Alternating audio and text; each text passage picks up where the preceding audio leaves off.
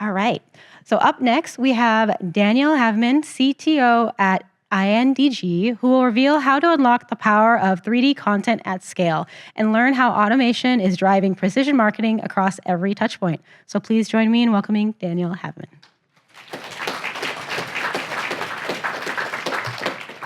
Hi, everyone. It's great to be here. Hope you are all having a great SIGGRAPH. We're a company called INDG. We make a piece of software called Grip. You might not have heard of us, but we've been around for 25 years already, around 300 people, and we work to create content and do that in a software-based approach for a lot of different product categories and a lot of different industries. And I think one of the key things that we try to do that's a bit different than what your agencies or your other content production studios might do is we take a software approach. We try to make software that automates the repetitive side of the traditional labor-intensive content production, visual content production. We do that for pretty much any type of content. So whether that's on digital shelf, on TVC, whether it's for out-of-home billboards or for print, for hyper-personalized social media content using AI, and all kinds of different areas of industry. Just wanted to start off by showing you a little bit of the kind of things that we do with that approach, and then we'll go into depth about how it is that we do certain things, how it relates to USD, etc.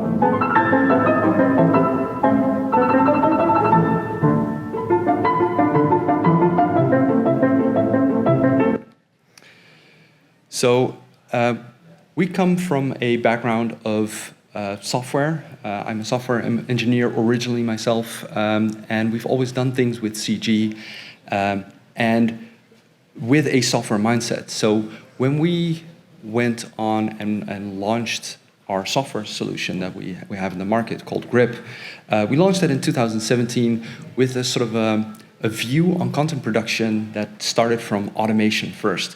We felt that that would probably be very obvious for the industry to do. But we saw that not everybody was doing that. A lot of things were always tailored on individual actions, artists tuning every image, every pixel, everything, doing repetitive work there. And especially the tools were always tailored towards artists, not something that you can give to anybody to massively scale content. So we started to think about how could we take the way that we produce content and go from a situation where you're making content to a situation where you're generating it automatically. And then we quickly ran into a lot of big challenges. Challenges around the digital twin. Back in 2017, when we were doing this, every renderer had their own material pipeline. There were no sort of standardizations. A lot of the renderers that we were working with at that time didn't even have physically based rendering pipelines. Like ray tracing was still an optional thing.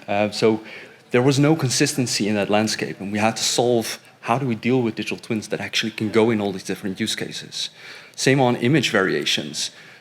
When we wanted to put a product in a restaurant with food next to it, for example, you had to have a photo of that food and the restaurant. Otherwise, you couldn't even think about putting your digital twin in there.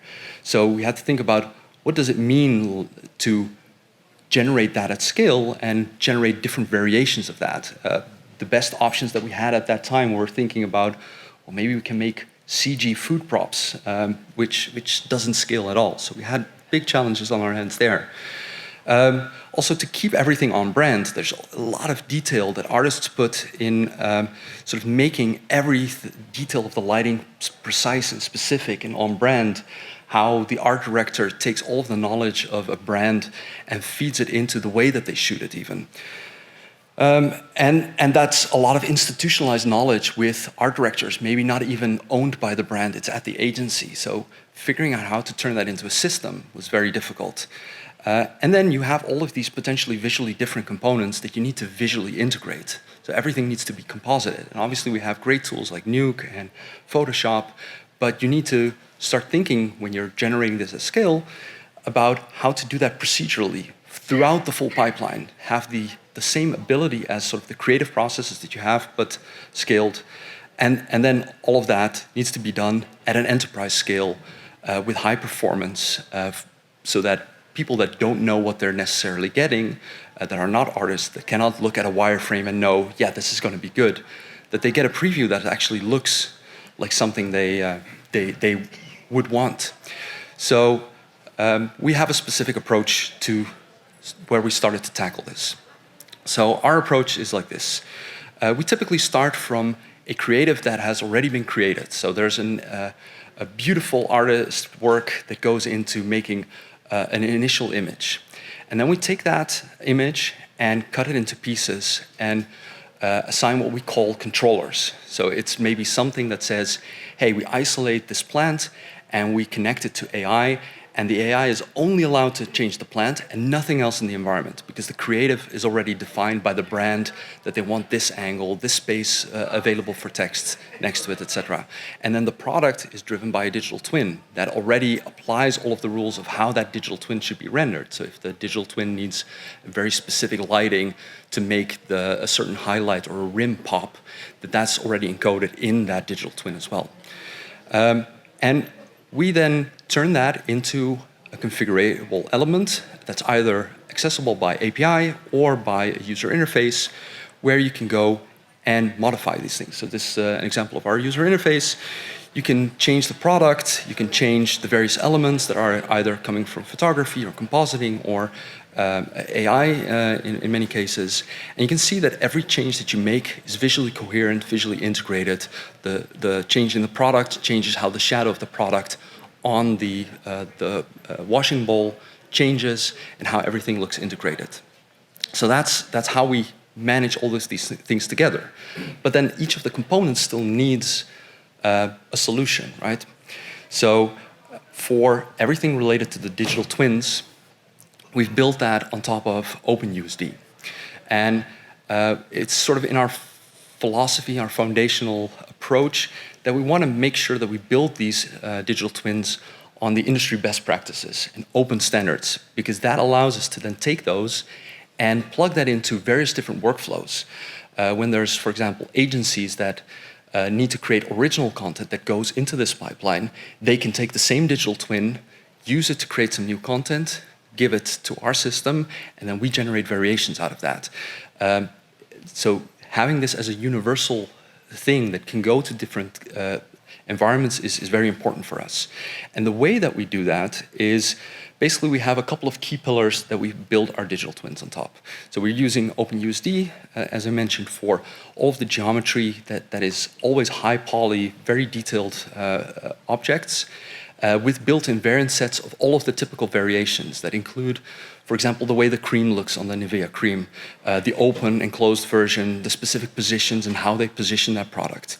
It includes the materials where we've built on sort of the industry that has sort of supported this standardization effort on PBR materials with things like the Disney principled BRDF effort from Unreal to define these things, which is now culminating in efforts like OpenPBR to make a material model that is abstracted from the rendering so that you can take that one thing and take it to multiple DCCs.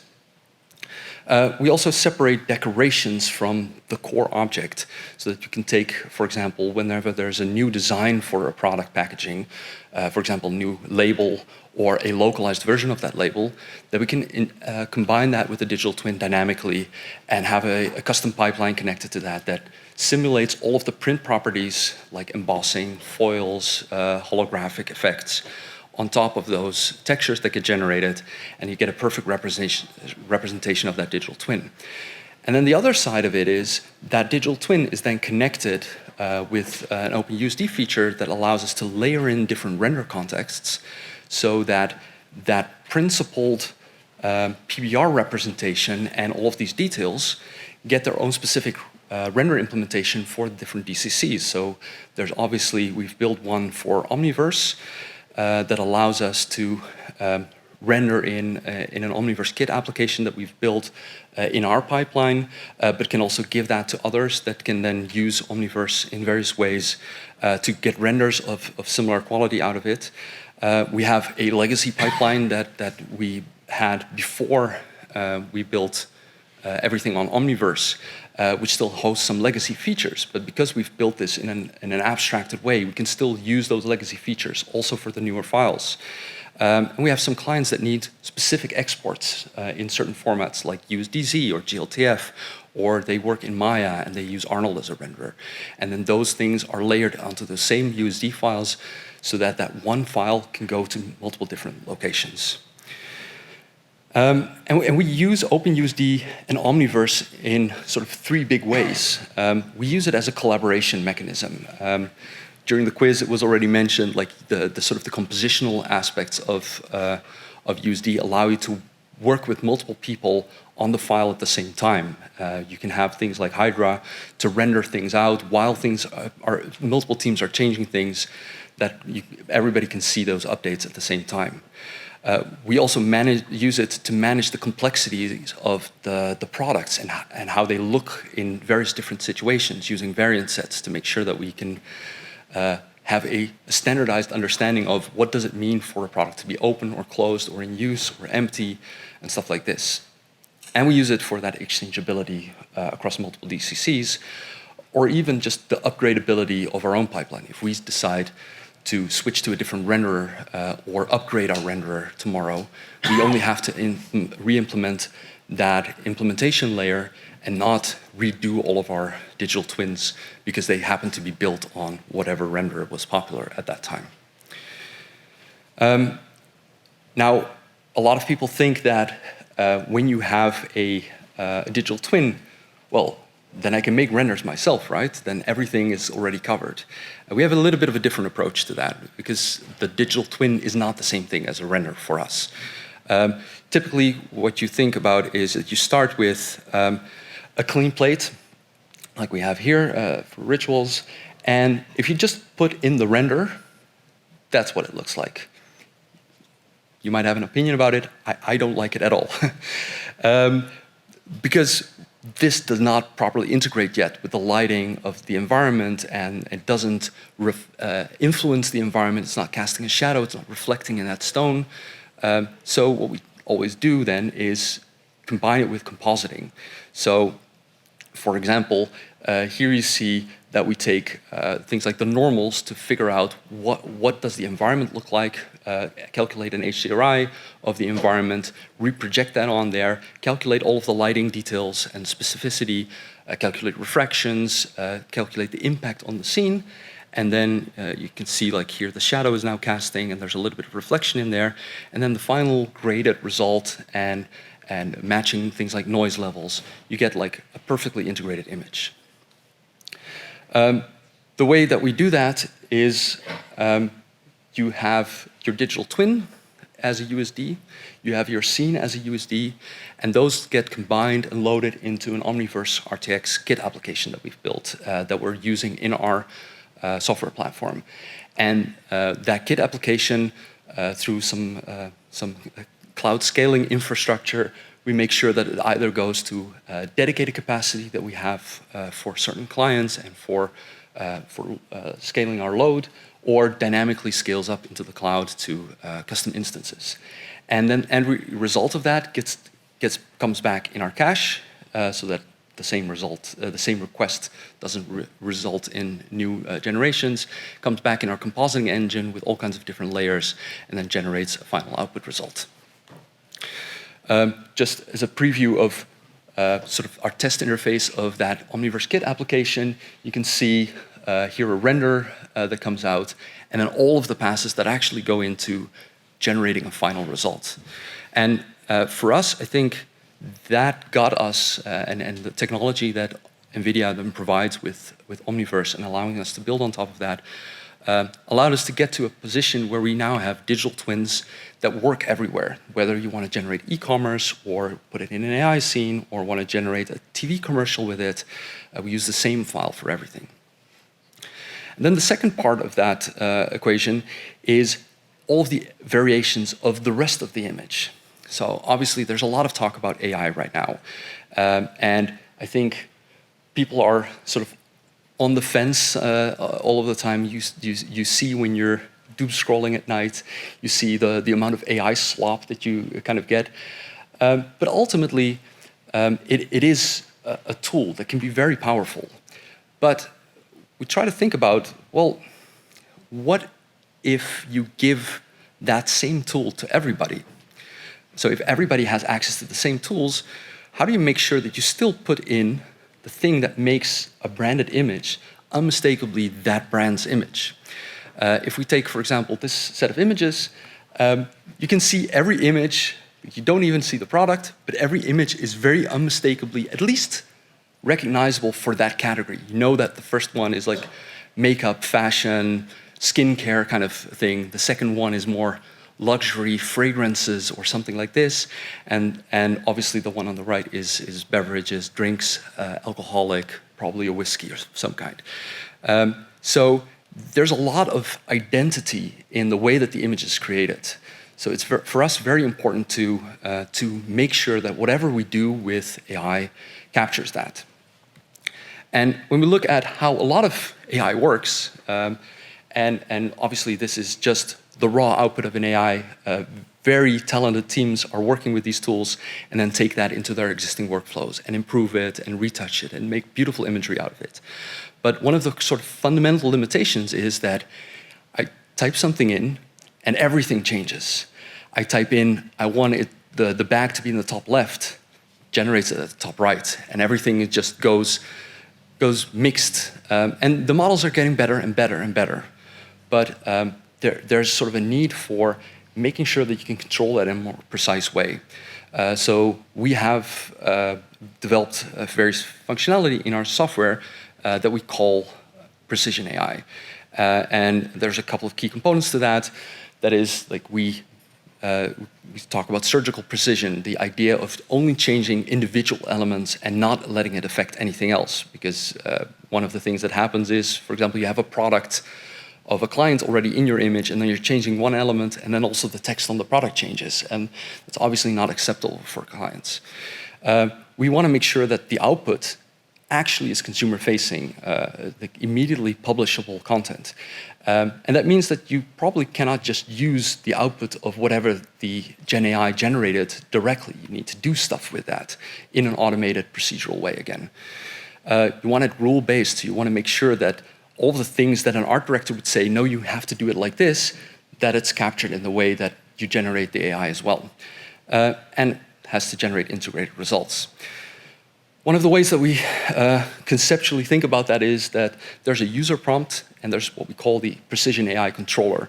The Precision AI controller is a piece of code that we wrote that takes additional subject matter expertise and the user prompt and uses that to pre-process things that can go into the AI inference, and the AI inference can then use whatever model you choose. So we see that at the moment, customers choose different models for various reasons. Obviously, there's legality that plays a factor. There's quality that plays a factor. There's specific use cases that play a factor. And then what we generate with that AI, we have a sort of a specialized representation, in-memory representation that transfers that to our compositing engine. So we have access to more than just the RGB pixels, but also additional elements that we can use to properly integrate and compose that.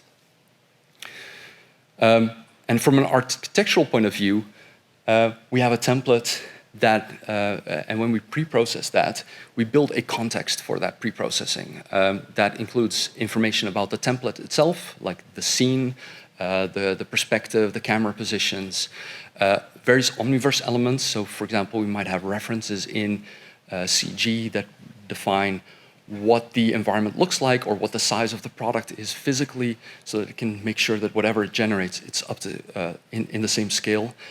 And then we use NVIDIA Enterprise AI libraries to build a deployment architecture where we can then take that AI inference that we need to run it on various different Triton instances that are managed through Kubernetes cloud scaling, using things like TensorRT and various optimized models to load that into the GPU in an effective way, and then again cache those results and composite it into the compositing engine. And it's especially important that the context and the various ways of loading that is a very predictable pipeline, because what we have as a sort of a unique extra challenge is that we have users that are using our user interface. They type in something in an AI prompt, they get a small resolution preview of something that they like, and then they say, order this and give me a high quality, printable on a billboard size resolution image out of this. And they expect it to look the same, even though it's a different generation. So you have to deal with all these kind of things to make sure that that pipeline is in a predictable way. And if you do that well, then all of a sudden you go from what you see on the left to what you see on the right. As you maybe notice, the sort of red inserts are the prompt elements that drive the individual controlled elements on the screen. It's the same product, it's the same prompt in a way, but you get drastically different results, and you can see what that means for being able to control that image. And that then allows you to scale like one template like that to a lot of different variations, whether it's local products or cultural relevance, making things more suitable to the specific country that you're publishing it in, or the specific target audience, and you end up with a situation where you have precision AI in a controlled, relevant, on-brand way. So that is like how we do a lot of that stuff. But you might think, well, why are we doing this with Omniverse and OpenUSD and NVIDIA and Enterprise AI? Well, what I mentioned before was that we need to be able to do this for users that might not be artists, that might not have a heavy workstation, so they don't have their own compute. Everything has to scale into the cloud. We work a lot for big brands, so they're expecting enterprise-grade support, and they might be accessing this in an API-first way. So that at an enterprise scale and reliability requires that you have a foundation that works rock solid. And the challenge that we have is that we have thousands and probably tens of thousands at the moment, different geometries of products across different brands. We're doing, for every brand, hundreds of campaigns every year, which integrates their photography with these kind of aspects. And then hundreds of variations on top of that, and potentially infinite AI variations. So you can see that how that is like an insane scale that we then need to deal with. So building the software grip has allowed us to say, well, we use grip as sort of the layer that brings all of these technologies together, and then layer that on top of things like NVIDIA Omniverse, Enterprise, various AI models, OpenUSD, and that allows us to then generate all of this wonderful field of content out of it as a result. So, what does this mean for our clients? So our clients are especially excited because obviously the automation aspects mean that we scale in performance, that they can produce more output, that they're literally talking about millions of pieces of content where previously it was in the hundreds. And they're talking about how this is enabling them to basically get to a position where they can hyper-contextualize imagery for even one-to-one kind of marketing purposes.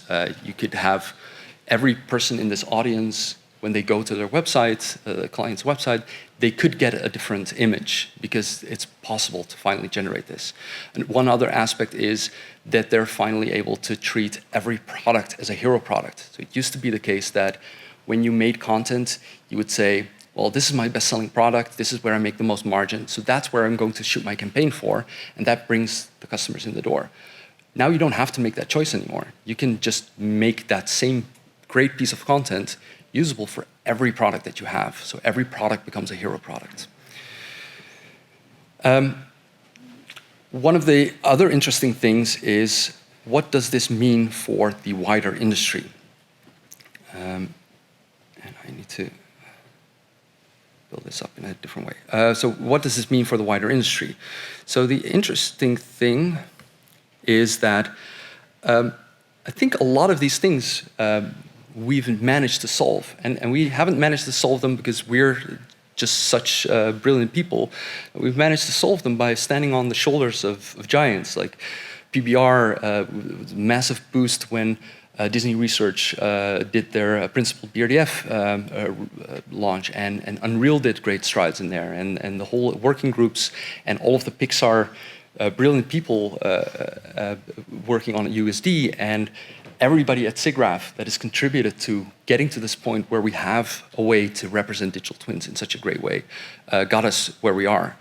And on the image variations, we've had this amazing boom with generative visual AI in the past years that is now getting us to a point where we can really generate all of those variations and make image much more culturally relevant, locally oriented, and fine-tuned for every user. And we've built, of course, also some things ourselves that allow us to actually make this work, and with support from the NVIDIA technologies underlying, we can do this at enterprise scale to the level that makes these customers happy. And then you might think, well, then that's it? I don't think so. I think now the exciting part starts, because yes, this is all technical stuff, but you still have to think about, okay, well, where does this land in how it interacts with all these other areas? So, like, what is the next horizon now that you have these kind of things? So now that you have a content generation engine that can do this kind of stuff, well, you still have to think about where does it fit into existing workflows? For example, you have agencies creating original content. Can they use some of this? Can you find a better way to integrate into that? Could you think about using something like this to facilitate automatic compliance? So a lot of times what happens is product packaging gets updated because of some ingredient change, and then you don't know if all of the imagery that's out there is actually updated accordingly. This allows you to have automated triggers that go from your artwork creation process into a content production pipeline and ensure that everything automatically gets updated. You can also start thinking about, like I mentioned, all of a sudden you can make every product your hero. And now that you have infinite AI variations, you can start thinking about, well, what does it mean to measure and drive relevancy with that? We're not in the business of measuring, we're just in the business of creating the content. But if you have this ability to generate millions, you can start figuring out, well, this works well for that audience, and you can generate those variations and test things out. You can do hyper-personalization where every person in the audience gets a different image. And you can start making things on-demand, API-driven, instead of upfront making all of the content that you want to spread out in the world. Just put it in the world when it becomes relevant, and only do it based on need. And now that you have universal digital twins, you can start thinking about better ways of collaborating between teams, because you can interchange those files and use that one digital twin as an actual properly defined ground truth for everything. And you can think about new future use cases that are not yet known, that we don't know. So, for example, we're talking with some of our clients about using the digital twins to train AI recognition models to track inventory. so that somebody in a store can just take a snapshot of their warehouse, and it automatically tells them, oh, you need to order this, and you need to order that, and this is almost out of stock, and connect it to certain things that are in their sales history. There's a lot of things that you can do. And I think it's also interesting for artists, because you can start to think about, if I'm creating content for a brand, now I can start thinking about not just making a static thing. I can start even conceptually thinking about the thing that I'm going to design, the thing that I'm going to shoot and create and whatever, can become something that becomes scalable, that becomes configurable. And it allows you to think differently about how you create the content that you create. So we think this is just kind of the start for what you can do with this kind of technology. And that's all I have for you today. If you want to learn more, feel free to check out our links. And if you're interested in working on these kind of future possibilities, we have all kinds of job openings as well. All right, we do have time for questions, so please raise your hand and we will pass you the mic.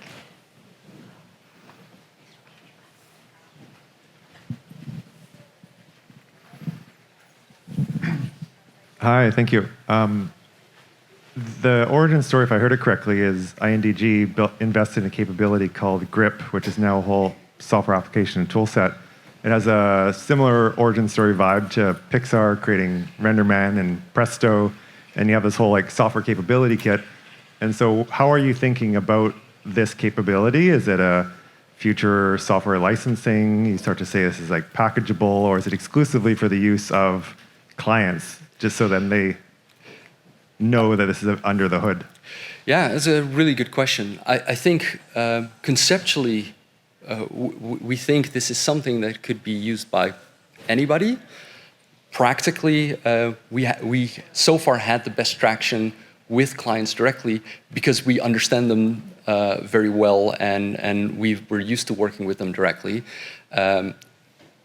But ultimately, the goal is that this could be a foundational thing across, pretty much anybody that would find a benefit to use this. Have you tested this pipeline with clothing products? Does it work well? Is there issues? It's a good question. We are we launched this initially with CPG primarily because it's the one where the variations of products is the biggest scale and is relatively easy, because it's like if you sell a soft drinks can in your soft drinks vendor, you might have 100 different versions of a can, so that from a scaling perspective works very fast, very well.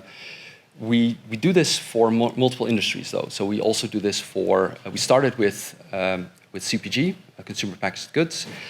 We scaled this also into automotive and fashion, but fashion especially is the hardest. I think in general, CG in fashion or AI in fashion, to be frank, is the hardest thing to do because people are so attuned to seeing what it looks like for something to be real.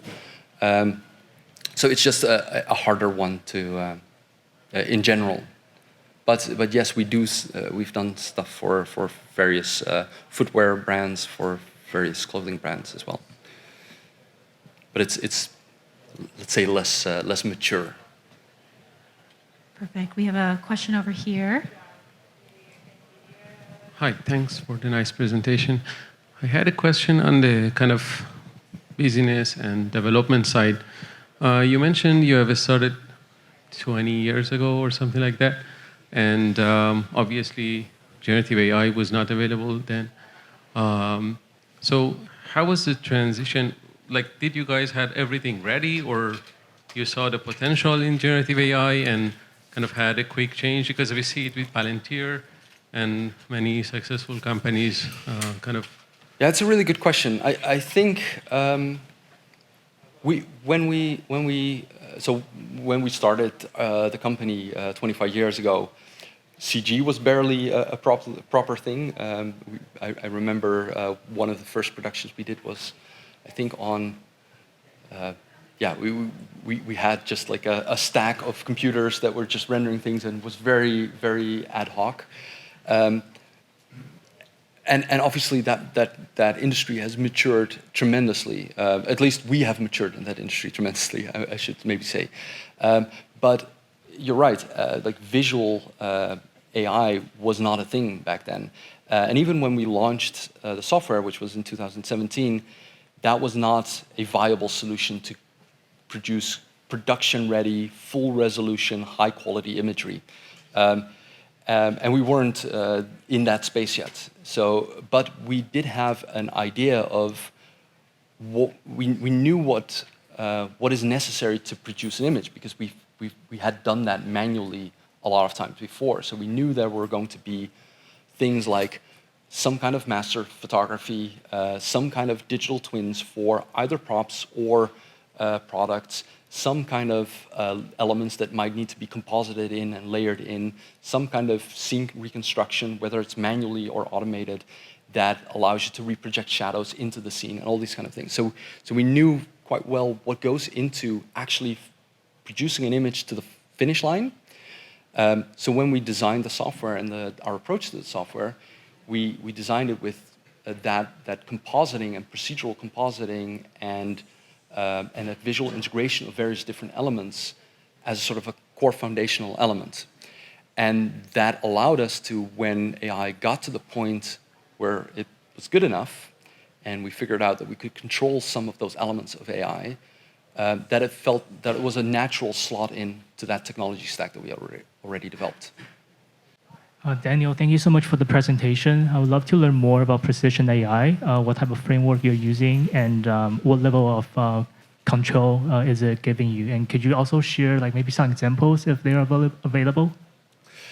So that's probably going to be a bit tricky to show right now, so maybe something to follow up on. Yeah, on the technology side of things, so we use AI models that are existing AI models. We didn't train any kind of custom visual generative models. We're not trying to outperform against something like Flux or Stable Diffusion or Bria or VO. So we're using these off the shelf.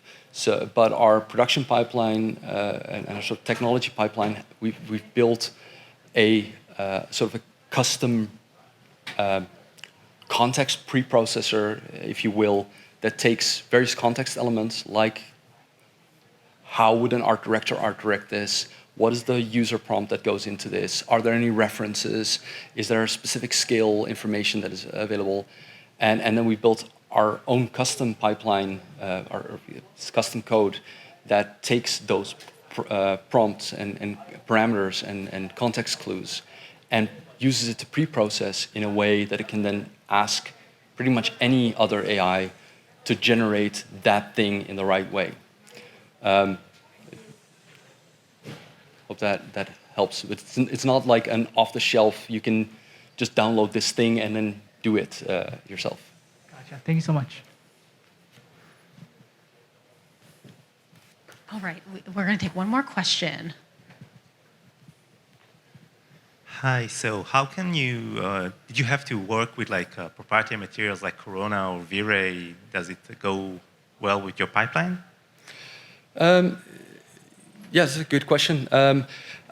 In the past, we've actually built our original pipeline before we worked with NVIDIA on our Omniverse integration and the Omniverse kit application that we built. We worked with just legacy off-the-shelf renderers and with a custom compositing and sort of custom, how would I explain that?